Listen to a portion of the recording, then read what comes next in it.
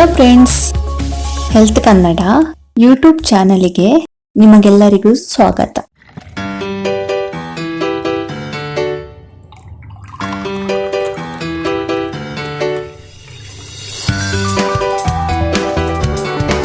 ಇವತ್ತು ನಾನು ನಮ್ಮ ದೇಹಕ್ಕೆ ತಂಪನ್ನು ಉಂಟು ಮಾಡುವ ಜ್ಯೂಸನ್ನು ಹೇಗೆ ಮಾಡೋದಂತ ಹೇಳ್ತೇನೆ.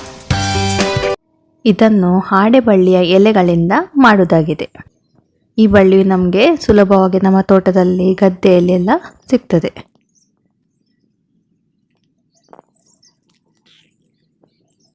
ಇದರ ಎಲೆಗಳನ್ನು ತಂದು ಚೆನ್ನಾಗಿ ತೊಳೆದಿಟ್ಕೊಳ್ಬೇಕು.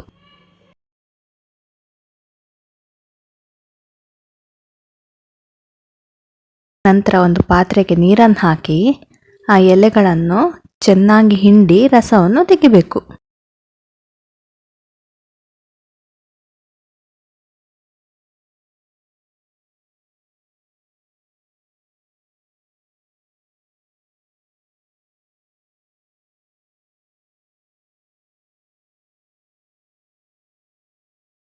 ನಂತರ ಇದಕ್ಕೆ ರುಚಿಗೆ ತಕ್ಕಷ್ಟು ಬೆಲ್ಲವನ್ನು ಸೇರಿಸಬೇಕು ಹಾಗೂ ತಕ್ಷಣವೇ ಇದನ್ನು ಸೋಸಿ ಸೇವಿಸಬೇಕು. ಇದನ್ನು ಜಾಸ್ತಿ ಹೊತ್ತು ಇಟ್ಟರೆ ಇದು ಗಟ್ಟಿಯಾಗಲಿಕ್ಕೆ ಸ್ಟಾರ್ಟ್ ಆಗ್ತದೆ. ಹಾಗಾಗಿ ಇದನ್ನು ಕೂಡಲೇ ಸೇವಿಸಬೇಕು. ಬೇಸಿಗೆ ಕಾಲದಲ್ಲಿ ಬಿಸಿಲಿನಿಂದಾಗಿ ತಲೆನೋವು ಮತ್ತು ಕಣ್ಣುರಿ ಸಮಸ್ಯೆ ಕೂಡ ಉಂಟಾಗ್ತದೆ. ಅದನ್ನು ಕೂಡ ಹಾಡೆಬಳ್ಳಿಯಿಂದ ಬಗೆಹರಿಸಬಹುದಾಗಿದೆ.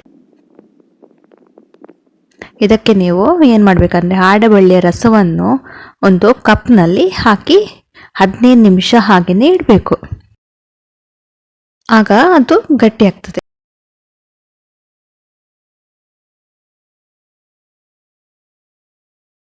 ನಂತರ ಅದನ್ನು ಕಣ್ಣಿನ ಮೇಲೆ 15-20 ನಿಮಿಷ ಹಾಗೆಯೇ ಬಿಡಬೇಕು. ಇದರಿಂದ ಕಣ್ಣು ತಂಪಾಗ್ತದೆ. ಕಣ್ಣುರಿ ಸಮಸ್ಯೆ ಇದ್ದರೆ, ಕಣ್ಣು ನೋವಿದ್ರೆ ಎಲ್ಲ ಸರಿಯಾಗ್ತದೆ. ಹಾಗೆಯೇ ಇದನ್ನು ನೆತ್ತಿ ಮೇಲೆ ಸಹ ಇಡಬೇಕು. ನೆತ್ತಿ ಮೇಲೆ ಇಡುವುದರಿಂದ ತಲೆನೋವಿನ ಸಮಸ್ಯೆ ಕೂಡ ಪರಿಹಾರ ಆಗ್ತದೆ ಹಾಗೂ ಇಡೀ ದೇಹವು ತಂಪಾಗ್ತದೆ. ಇಡೀ ದೇಹವನ್ನಿದು ತಂಪು ಮಾಡ್ತದೆ.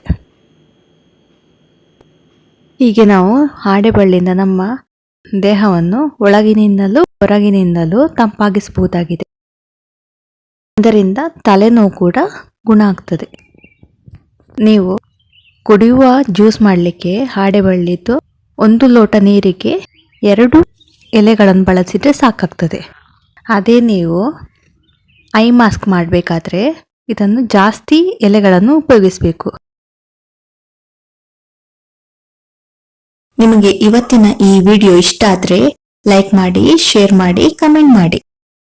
ಒಂದು ವೇಳೆ ಇಷ್ಟರವರೆಗೆ ನೀವು ನನ್ನ ಚಾನೆಲ್ ಅನ್ನು ಸಬ್ಸ್ಕ್ರೈಬ್ ಮಾಡಲಿಲ್ಲ ಅಂತಂದ್ರೆ ಈಗಲೇ ಸಬ್ಸ್ಕ್ರೈಬ್ ಮಾಡಿ. ಜೊತೆಗೆ ಸೈಡಲ್ಲಿರುವ ಬೆಲ್ ಐಕಾನ್ ಅನ್ನು ಪ್ರೆಸ್ ಮಾಡಿ. ಇದರಿಂದ ನಿಮಗೆ ನೋಟಿಫಿಕೇಶನ್ಗಳು ಬೇಗನೆ ಸಿಗ್ತದೆ. ಧನ್ಯವಾದಗಳು ಫ್ರೆಂಡ್ಸ್.